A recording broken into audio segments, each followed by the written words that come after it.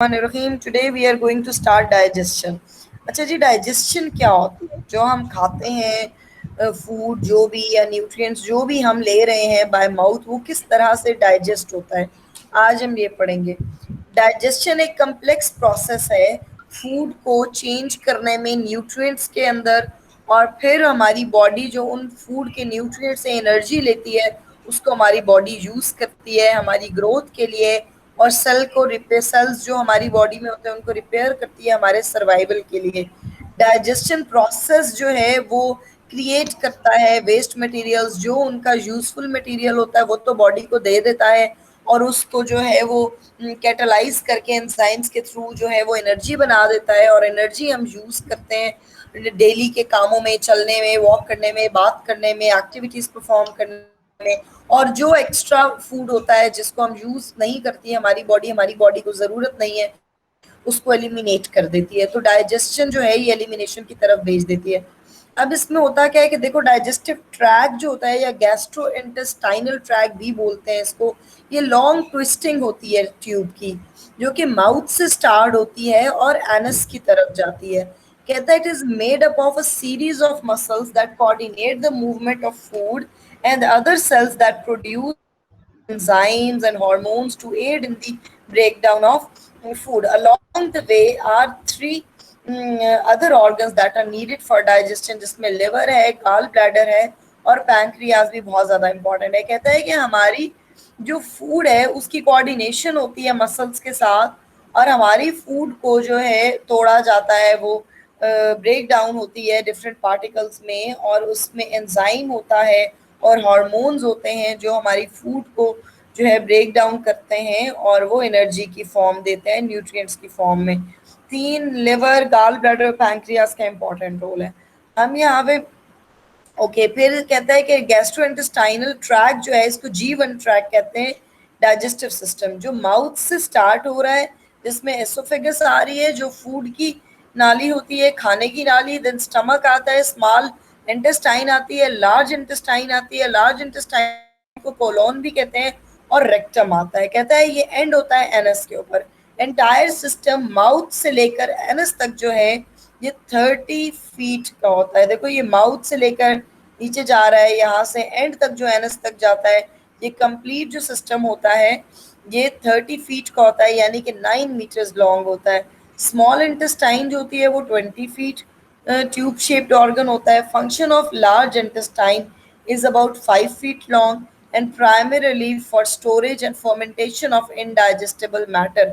कहता है जो इनडाइजेस्टेबल होता है, जो डाइजेस्ट नहीं होती है फूड, उसको ये फर्मेंटेशन करता है, लाइक वो स्मॉल पार्टिकल्स के अंदर ब्रेक डाउन कर देता है। ठीक है, तो कहता है इसको कोलोन भी कहते हैं। कहता है इसके 4 पार्ट्स होते हैं, ascending colon, transverse colon, descending colon and the sigmoid colon. ठीक है, आफ्टर दैट इट सेज कि चलो जब स्टार्ट करते हैं व्हाट इज एक्चुअली इंट्रोडक्शन, और डिटेल में हम इसको स्टडी करेंगे कि किस तरह से हमारा ये प्रोसेस होता है। हम फूड माउथ से लेते हैं, बॉडी की तरफ किस तरह देते हैं, और कौन से हमारे ऑर्गन्स जो होते हैं वो इसमें यूज टू होते हैं, फंक्शन परफॉर्म करता है। Digestive system is used for break down of food into nutrients. ठीक है, न्यूट्रिएंट्स में ब्रेक डाउन करता है, which then pass into the circulatory system. Circulatory system हमारे ब्लड का सिस्टम होता है, and are taken to where they are needed in the body. Food particle जो भी आप खा रहे हैं वो हमारे न्यूट्रिएंट्स में चेंज हो रहा है, न्यूट्रिएंट्स हमारे सर्कुलेटरी सिस्टम में जाके जाता है टूवर्ड्स, और वहां से फिर बॉडी को जहां जहां जरूरत होती है उस एनर्जी की फॉर्म में वो बॉडी उसको दे देती है। यहाँ पे एक डायग्राम आप देख रहे हैं सामने, इसमें कंप्लीट जो है वो डाइजेस्टिव ट्रैक और सिस्टम के बारे में मेंशन है। सबसे पहले हमारा माउथ आता है। कहता है डाइजेस्टिव ट्रैक ऑर्गन्स में माउथ इज वेरी इंपॉर्टेंट, जहां से आप फूड मुंह में लेते हो, टीथ के थ्रू आप उसको च्यू करते हो, टंग से आप उसको रोटेट करते हो, और इसका एक जो है ना वो जिसको नवाला सा बोलते हैं, वो बाउल सा बनाकर आप उसको बना देते हैं। उसके बाद वो अंदर जाता है passage way where food is swallowed, फिर वो अंदर फूड की तरफ लेकर जाती है, फेरिंग्स की तरफ लेकर जाती है, जहां से वो उस रास्ते की तरफ भेजता है जहां से फूड को आपने निगल लेना है। Passage way where peristalsis pushes food to stomach. अब कहता है कि यहाँ पे क्या होता है, मैं आपको दिखाती हूँ। अच्छा, ये देखें, ये होती है पेरिस्टालिस। ये डायग्राम नजर आ रही होगी। कहता है कि देखो, पेरिस्टालिस होता है कि वो प्रोसेस है जहां से फूड पुश करी है। बोलस होता है वो नवाला, जिसको आप टंग के साथ रोटेट कर करके बोलस बना देते हो। वो आपका यहाँ से अंदर आ रहा है एसोफेगस से। यहाँ पे अब डाइजेस्टिव ट्रैक क्या करेगा, यहाँ पे आके इसको थोड़ा सा ऊपर से कंट्रैक्ट करेगा, यहाँ से इसको एक्सपैंड करे।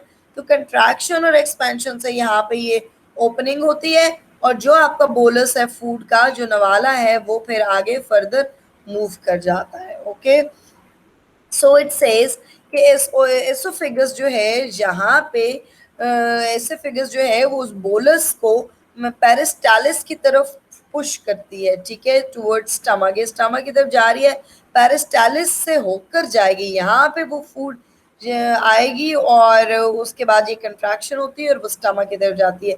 कहते हैं स्टमक जो है वो क्या करता है, stomach secretes acid and digestive enzymes. ये एसिड को स्क्रीट कर रहा है और डाइजेस्टिव एंजाइम्स को स्क्रीट कर रहा है फॉर प्रोटीन्स के लिए, और churns mixing food with secretions and sends chyme to small intestine. कहता है कि ये फूड को मिक्स करता है, ठीक है। जब ये मिक्स कर रहा है फूड को और डिफरेंट पार्टिकल्स के अंदर, और फिर वो उसको आपके जो है वो भेज रहा है बॉडी के अंदर, तो कहता है इसमें कायम की मिक्सअप होता है। कायम क्या है, कायम पल्पी एसिडिक फ्लूइड होता है जो आपके स्टमक से पास होता है और स्मॉल इंटेस्टाइन में जाता है, जिसके अंदर गैस्ट्रिक जूसेस होते हैं, पार्शली डाइजेस्टेड फूड होती है, ठीक है। तो गैस्ट्रिक जूसेस की वजह से वो बिल्कुल ड्राई नहीं होता, तो वो आपकी पार्शली डाइजेस्टेड फूड जूसेस के थ्रू जो है वो स्मॉल इंटेस्टाइन के अंदर चली जाती है, ठीक है। उसके बाद आता है स्मॉल इंटेस्टाइन। स्मॉल इंटेस्टाइन में काइम जो है ये डाइजेस्टिव एंजाइम के साथ मिलता है, और वहां पे ये फाइनल ब्रेक डाउन करता है न्यूट्रिएंट्स मॉलिक्यूल्स की बॉडी के अंदर, और डाइजेस्टिव हार्मोन्स को स्क्रीट कर देता है आपके ब्लड के अंदर, ठीक है। स्मॉल इंटेस्टाइन क्या कर रही है, उस काइम को ले रही है, उसको डाइजेस्टिव एंजाइम के साथ मिक्स कर रही है। वो एंजाइम जिसने उस काइम को, यानी कि जो पार्शियली डाइजेस्टेड फूड है विद उसके साथ लिक्विड्स अटैच्ड हैं, फ्लूइड्स, उसको उसने ब्रेक डाउन कर देना है स्मॉलर पार्टिकल्स के अंदर, और वहां से न्यूट्रिएंट्स को एब्जॉर्ब कर लेना है इनटू द बॉडी, और स्क्रीट कर देना है डाइजेस्टिव हार्मोन आपके ब्लड के अंदर, कि अब जी आपका ब्लड जो है यहाँ पे डाइजेस्ट हो गया है। उसके बाद कहता है कि लार्ज इंटेस्टाइन आती है। लार्ज इंटेस्टाइन क्या करती है, वाटर और सॉल्ट को एब्जॉर्ब कर रही है आपके फीसिस के थ्रू, ठीक है। फीसिस आपका वेस्ट मटेरियल होता है जो which needs to be excreted, तो उसमें से वाटर एंड सॉल्ट को एब्जॉर्ब कर लेता है। उसके बाद आता है रेक्टम। रेक्टम आपके स्टोर करता है और रेगुलेट करता है एलिमिनेशन ऑफ फीसेस। जब when you need to, or you need, or you are having urge to go to washroom, you can hold your need for some time. When you are holding that need goes into the rectum. rectum के अंदर वो थोड़ी देर के लिए वहां पे store हो जाता है, और after that when you go, then it moves from the anus, और anus के थ्रू जो है वो आपका सारा जो वेस्ट मटेरियल होता है वो डाइजेस्टिव पूरे ट्रैक के अंदर से वो बाहर निकल जाता है, ठीक है। अच्छा, इसमें हम देखते हैं कि कुछ एक्सेसरी ऑर्गन्स होते हैं। ये तो हमने डाइजेस्टिव ट्रैक ऑर्गन्स का हमने प्रोसेस पढ़ लिया कि ये किस तरह से फूड को डाइजेस्ट करा रहा है और अंदर भेज रहा है। उसके बाद कहते हैं एक्सेसरी ऑर्गन्स होते हैं। जब हमारे माउथ में जा रही है फूड, तो वहां पे हमारा सलाइवा होता है। सलाइवा के अंदर डाइजेस्टिव एंजाइम्स होते हैं कार्बोहाइड्रेट्स के लिए। वहाँ जो डाइजेस्टिव हार्मोन वो है एंजाइम्स हैं सलाइवा के अंदर, वो फूड को जो है उसमें से जो है वो एब्जॉर्ब कर रहे हैं, और उसको वो जो है वो कर रहे होते हैं, कैटालाइज कर रहे होते हैं, ताकि वो उसको ब्रेक डाउन कर रहे हैं एंजाइम की, so that it can move further towards the digestive tract. उसके बाद लिवर आता है। लिवर क्या करता है, लिवर जिसको हम कलेजी भी बोलते हैं, ठीक है। लिवर जो है वो मेजर मेटाबॉलिक ऑर्गन होता है। It processes and stores nutrients. ये प्रोसेस करता है और न्यूट्रिएंट्स को स्टोर करता है, ठीक है। And produces bile for emulsification of fats, ठीक है। तो कहता है कि ये बाइल प्रोड्यूस करता है। बाइल क्या होता है, ये डार्क ग्रीन टू येलोइश सा एक ब्राउनिश फ्लूइड होता है जो आपका लिवर जो है वो बनाता है, और जो कि लिपिड्स की डाइजेशन के लिए हेल्पफुल होता है। ठीक है, कोई क्वेश्चन है यहाँ तक? No ma'am. ओके। उसके बाद कहता है कि इम्पल्सिफिकेशन क्या प्रोसेस होता है। Emulsification is the process of breaking down fat into smaller blood cells. अब जो फैट्स हैं उनको स्मॉल ब्लड सेल्स के अंदर ये ब्रेक डाउन कर देता है, which make it's easy for enzyme to function and digest food. अब ये जब स्मॉलर ब्लड सेल्स के अंदर जो है उसको कर देगा ब्रेक डाउन, तो वो फिर हमारी बॉडी के लिए जो है वो इजीली होगा उसको डाइजेस्ट करना। और फैट इमल्सिफिकेशन जो है, जब फैट इमल्सिफाई होते हैं तो वो हमारे डाइजेस्ट करते हैं फैट्स को, फैटी एसिड्स को, ग्लाइसरोल को, जो कि इजीली एब्जॉर्ब हो सकता है उसके बाद हमारी स्मॉल इंटेस्टाइन से। ठीक है, तो उसको बिल्कुल स्मॉलर करके डाइजेस्ट करता है, उसको एब्जॉर्ब करता है, ताकि वो स्मॉल इंटेस्टाइन की तरफ जब जाए तो स्मॉल इंटेस्टाइन इजीली उसको प्रोसेस कर ले। बिकॉज स्मॉल इंटेस्टाइन जरा वो ट्विस्टेड सी आप पिक्चर में देख रहे हो, यहाँ पे तो चलो यहाँ से आ रही है फिर एक्सपैंड कर रहा है, यहाँ लिवर में उसकी थोड़ी कैपेसिटी होती है जहाँ पे वो उसमें से न्यूट्रिएंट्स को एब्जॉर्ब कर रहा है, फिर उसको वहां से वो इमल्सिफाई कर रहा है और फिर वो आगे फर्दर भेज रहा है। उसके बाद होता है गाल ब्लैडर। कहता है ये ग्रीन कलर का छोटा सा एक पी शेप आप देख रहे होगे, दिस इज गाल ब्लैडर। कहता है गाल ब्लैडर स्टोर करता है बाइल लिवर से और सेंड टू स्मॉल इंटेस्टाइन। ये बाइल को स्टोर करता है और स्मॉल इंटेस्टाइन की तरफ जो है ये भेज देता है आपका। ठीक है, कहता है कि इट स्टोर्स फ्रॉम, अच्छा बाइल क्या था, बाइल ये है कि डार्क ग्रीनिश, ये आप देख रहे हो ग्रीनिश सा कलर है, टू येलोइश ब्राउन भी हो सकता है। ठीक है, ये लिवर प्रोड्यूस करता है ताकि जो लिपिड्स हैं वो डाइजेशन हो सके उनकी, और फिर उसके बाद लिपिड्स को डाइजेस्ट करने के बाद ये उनको स्मॉल इंटेस्टाइन की तरफ भेज सके। ठीक है, सो दैट उसके बाद स्मॉल इंटेस्टाइन अपना काम करे। ठीक है, उसके बाद कहता है कि पैंक्रियाज क्या करते हैं। उसके बाद ये पैंक्रियाज आ रहे हैं इस कहने से, पैंक्रियाज जो है वो प्रोड्यूस करें pancreatic juice contains digestive enzyme. ये पैंक्रियाटिक जूस सिक्रेट करते हैं, इनके अंदर डाइजेस्टिव एंजाइम होता है और ये इसको स्मॉल इंटेस्टाइन की तरफ भेजते हैं। उसके बाद इंसुलिन को प्रोड्यूस करते हैं एंड इट सक्रीट्स इनटू द, यहाँ पे it's straight into the blood after eating. फिर ये खाने के बाद जो है वो उसको जो जो इसको चाहिए पेंक्रियाज को वो लेता है, यानी कि वो पेंक्रियाटिक जूस भी यहाँ पे प्रोड्यूस करा है। यहाँ पे इसने अपने अंदर डाइजेस्टिव एंजाइम रखे हुए हैं जो कि उसको डाइजेस्ट करते हैं और फर्दर डाइजेस्ट करेंगे, फर्दर ब्रेक डाउन होगी तो उसके बाद वो स्मॉल इंटेस्टाइन में भेजेगा। स्मॉल इंटेस्टाइन के अंदर इंसुलिन प्रोड्यूस होती है और वो स्क्रीट करती है आपके ब्लड के अंदर आफ्टर योर ईटिंग। सो इसीलिए कहते हैं जब भी आप खाना खाते हैं तो आफ्टर दैट यू फील जो एनर्जी फील करते हो, एनर्जेटिक फील करते हो, बिकॉज आपकी फूड से आपको इंसुलिन, आपको शुगर मिल रही है, यही है होती है। ठीक है, उसके बाद कहते हैं G1 ट्रैक जो असेसरी स्ट्रक्चर्स होते हैं डाइजेशन के, कहता है वो food is digested within the organs of G1 tract from the mouth to the anus. Mouth से एनस के अंदर जो भी बीच में ऑर्गन्स आते हैं ऑर्गन्स, इनको ये G1 ट्रैक कह रहा है। G1 ट्रैक के अंदर ये ऑर्गन्स आते हैं और इनके structures liver, pancreas, gall bladder, और हम देख चुके हैं इसके अलावा है सलाइवरी ग्लैंड्स। तो ये सारे जो हैं ये आपके G1 ट्रैक में आते हैं। ठीक है, दिस इज ऑल अबाउट कि आपकी फूड किस तरह से डाइजेस्ट हो रही है और किस तरह से चीज़ें जा रही हैं। अब हम इसको थोड़ा सा डिटेल में देखेंगे कि माउथ एंड टीथ। कहता है जब भी हमारी फूड हम माउथ के अंदर डालते हैं तो फिजिकल है हमारे टीथ जो है वो फूड को ब्रेक डाउन करते हैं। उसके बाद it is begin to be chemically broken down. कहता है उसके बाद पहले तो हमारे टीथ ब्रेक कर रहे हैं, उसके बाद हमारे केमिकल्स जो होते हैं माउथ के अंदर, सलाइवा के अंदर, वो ब्रेक डाउन करते हैं। ब्रेक डाउन कैसे करेंगे? एक कैटलिस्ट होता है एंजाइम एमाइलेज। एमाइलेज होता है जो हमारी फूड को ब्रेक डाउन करता है in saliva that break down that breaks down carbohydrates. ये सलाइवा के अंदर होता है एमाइलेज जो कि हमारे कार्बोहाइड्रेट्स को ब्रेक डाउन करता है। उसके बाद होता है टंग। कहता है हमारी टंग जो है उसमें क्या होता है कि जब हम माउथ में ले रहे हैं फूड, कोई भी चीज ले रहे हैं तो वो उसको रोटेट करती है हमारी टंग, उसके साथ आप नोटिस करो, थोड़ा सा हमारे टीथ च्यू कर रहे होते हैं तो हमारी टंग जो होती है वो फोल्ड कर रही होती है फूड को, तो वो जो फोल्डिंग कर रही है वो फोल्ड कर करके एक बोलस बना देती है।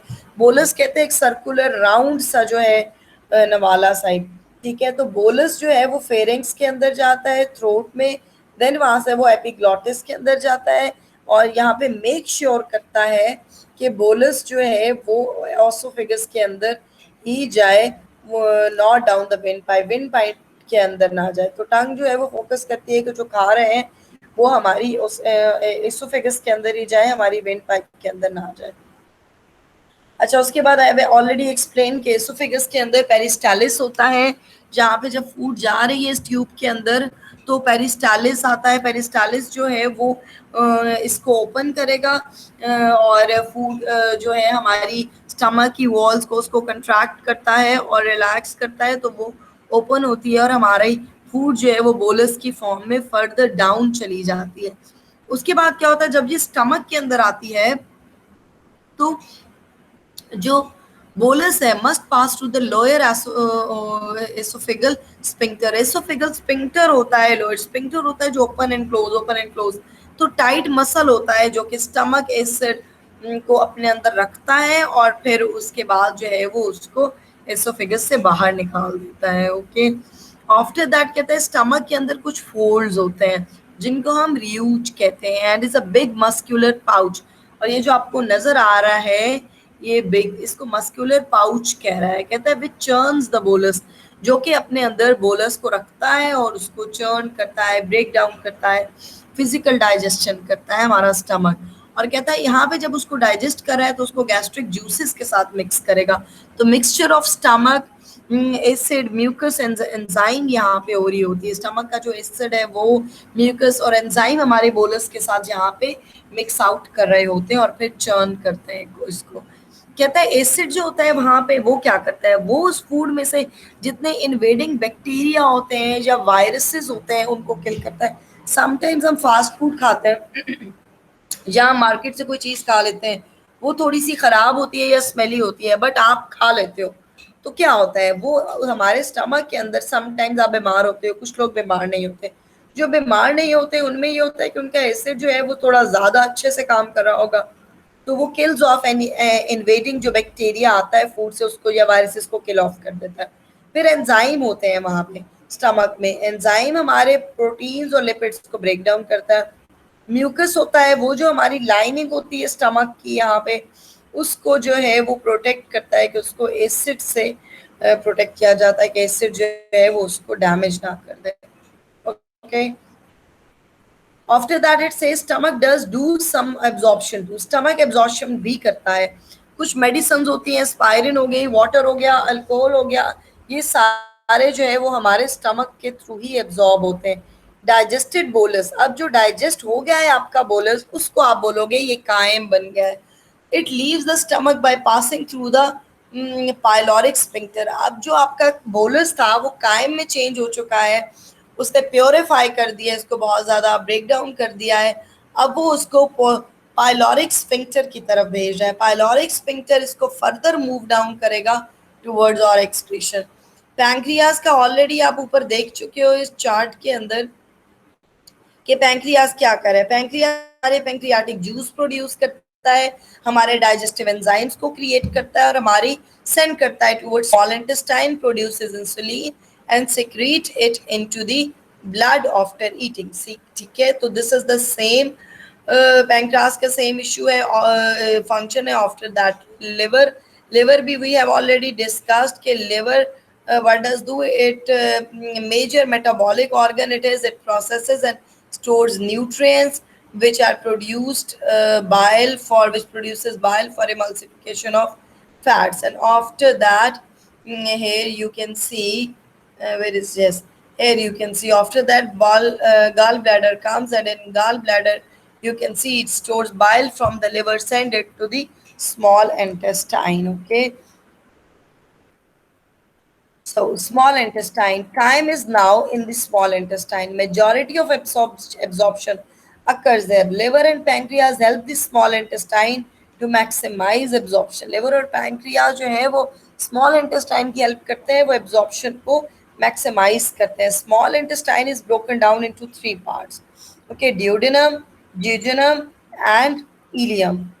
ड्यूडेनम क्या होती है? ड्यूडेनम बाइल होता है जो कि लिवर के अंदर प्रोड्यूस होता है, लेकिन वो स्टोर जो है गाल ब्लैडर में होता है। It enters through the bile duct, it break down fat. जब बाइल डक्ट के थ्रू ये इंटर होती है और ये फैट्स को ब्रेक डाउन करती है। Pancreas secrete pancreatic juice to reduce the acidity of chyme, और पैंक्रियास जो है वो काइम की एसिडिटी को रिड्यूस कर रहा है। तो ड्यूडेनम के अंदर कहता है कि बाइल प्रोड्यूस होता है जो कि लिवर के अंदर ही प्रोड्यूस होता है, बट ये गाल ब्लैडर के अंदर स्टोर होते हैं और ये बाइल डक्ट के थ्रू अंदर इंटर हो जाते हैं और फैट्स को ब्रेक डाउन करते हैं।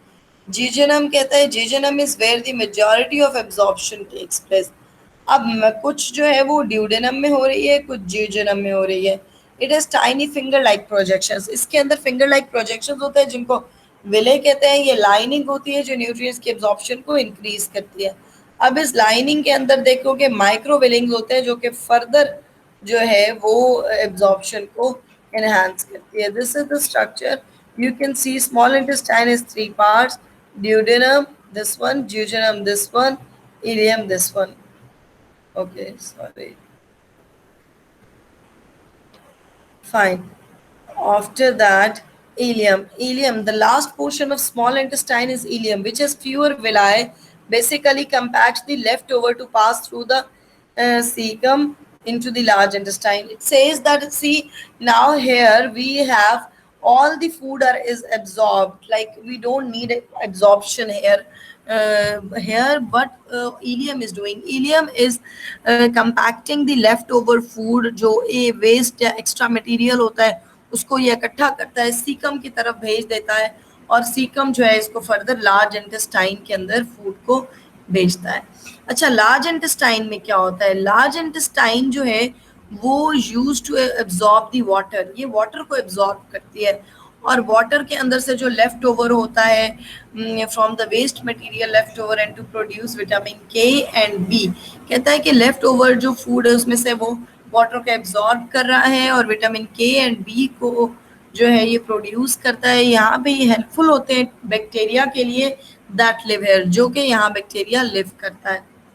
आफ्टर दैट फूड रेक्टम के अंदर चली जाती है। रेक्टम में थोड़े टाइम के लिए होल्ड करती है। अगर इमरजेंसी आपको है और you want to hold for some time, तो जो भी आपका वेस्ट मटेरियल होल्ड होता है वो रेक्टम में होता है। उसके बाद स्फिंक्टर मसल्स लूज करते हैं और आपका पास डाउन हो जाता है। कि डिसऑर्डर्स कौन से होते हैं? कोलोन और रेक्टम की 3 डिसऑर्डर्स हैं। एक डायरिया है। डायरिया क्यों होता है? कहता है डायरिया बाउल मूवमेंट्स जो होती हैं हमारी, जो कि लूज या वाटरी होती हैं, उनकी वजह से हमें जो है वो डायरिया होता है, और यहाँ इन्फेक्शन होते हैं लोअर इंटेस्टाइनल ट्रैक के अंदर। जब इंटेस्टाइनल ट्रैक के अंदर इन्फेक्शन हो रहा है और नर्वस स्टिमुलेशन हो रही है, तो कहता है इंटेस्टाइनल वॉल बिकम्स इरिटेटेड हो जाती है। पेरिस्टालिस इंक्रीजेस, पेरिस्टालिस जो है वो इंक्रीज कर जाता है, यानी कि ज़्यादा अमाउंट में फूड पास करता है। When an infection occur, water is not absorb, water absorb नहीं होता, and the diarrhea that results rids the body of the infectious organs. In nervous diarrhea, the nervous system stimulates the intestinal wall and diarrhea results. Most people have several consequences of diarrhea each year without suffering any health.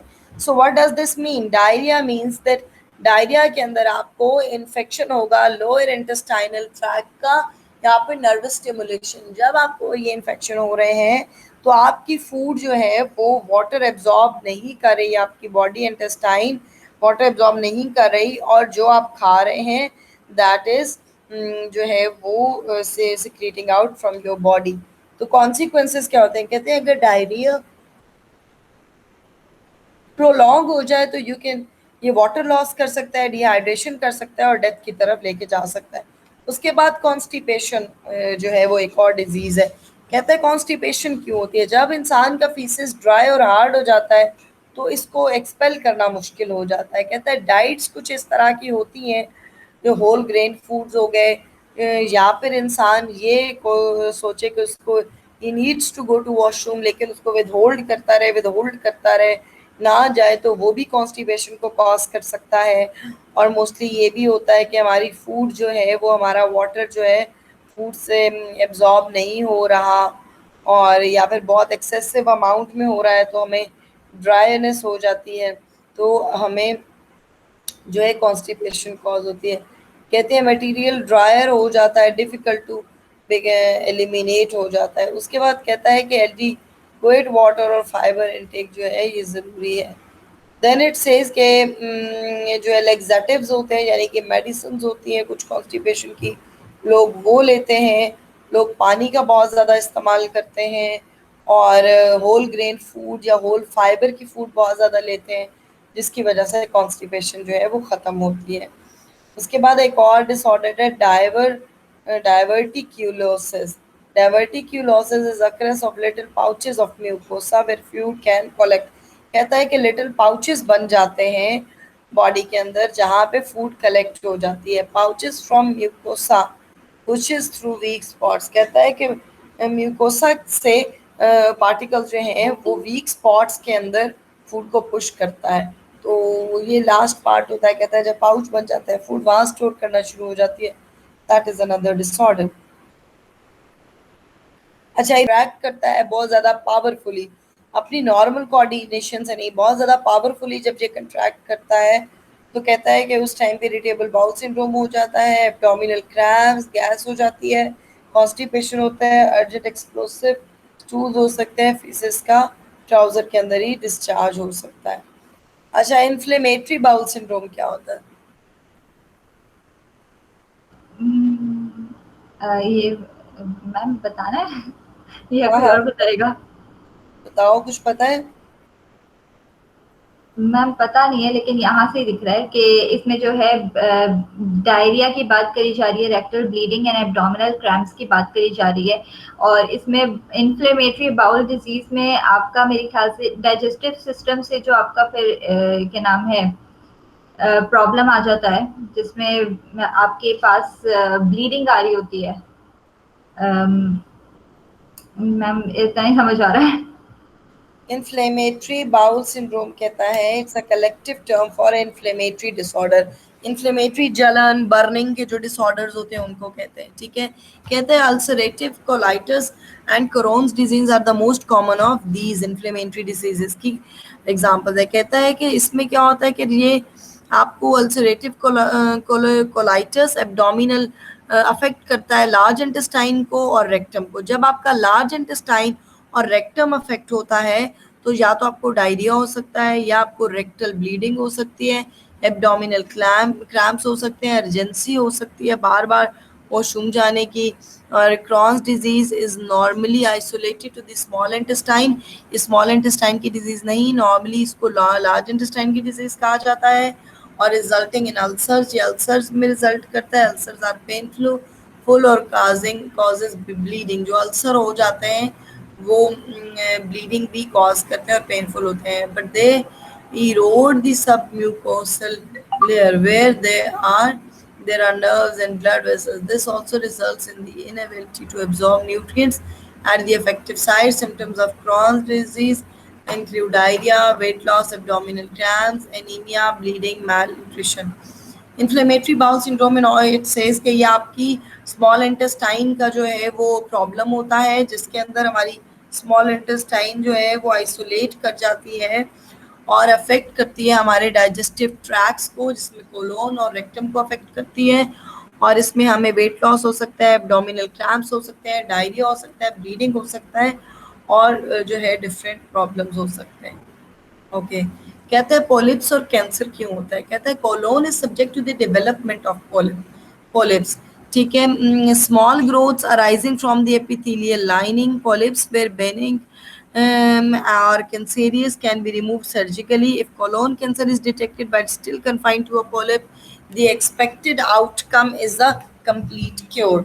कहता है कि देखो कि polyps और colon का जो cancer होता है इसमें ये होता है कि ये आपको एक लाइनिंग्स पर जो है एपिथेलियल लाइनिंग्स के साथ एक स्मॉल ग्रोथ सी नजर आना शुरू हो जाती है।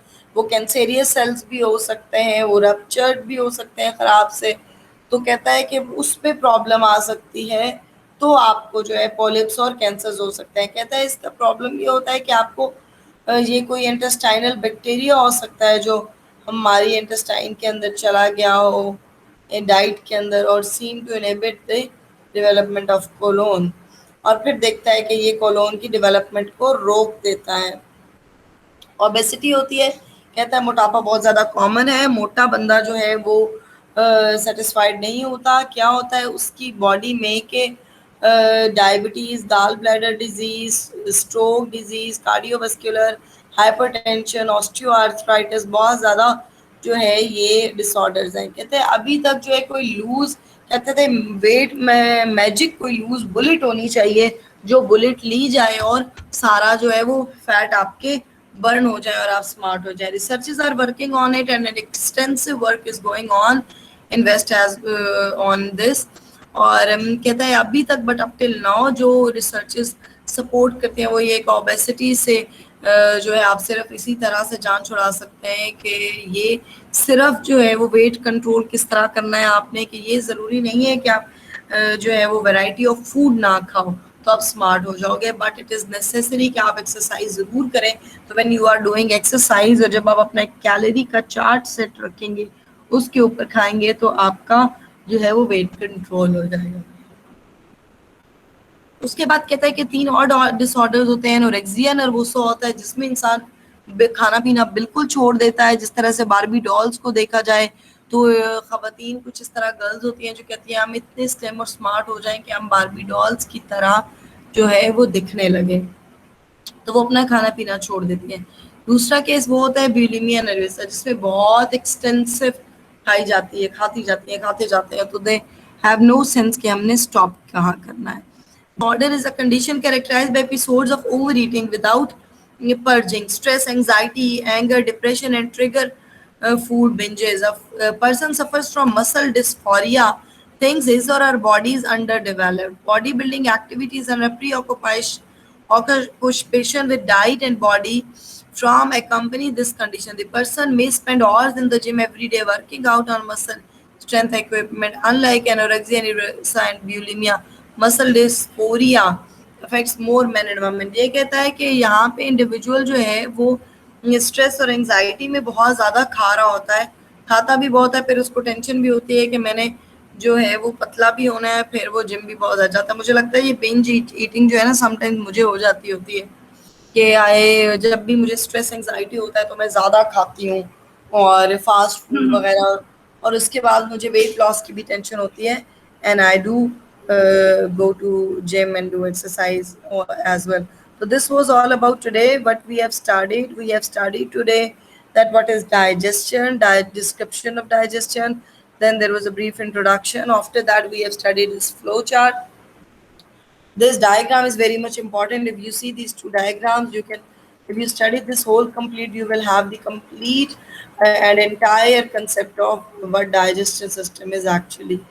Okay, after that, mouth and teeth, tongue, esophagus, and different organs of small intestine and large intestine. We have studied how our food from our mouth goes to anus. Okay, and we have studied in small intestine there are three parts: duodenum and duodenum, and last one is ileum. Okay, so after that we have seen the different disorders of colon and rectum and stomach. One is diarrhea, constipation, diverticulosis, irritable bowel syndrome, inflammatory bowel syndrome, polyps and cancer, and obesity, anorexia nervosa, bulimia nervosa, and binge eating disorder. This is all about today. Is there any question?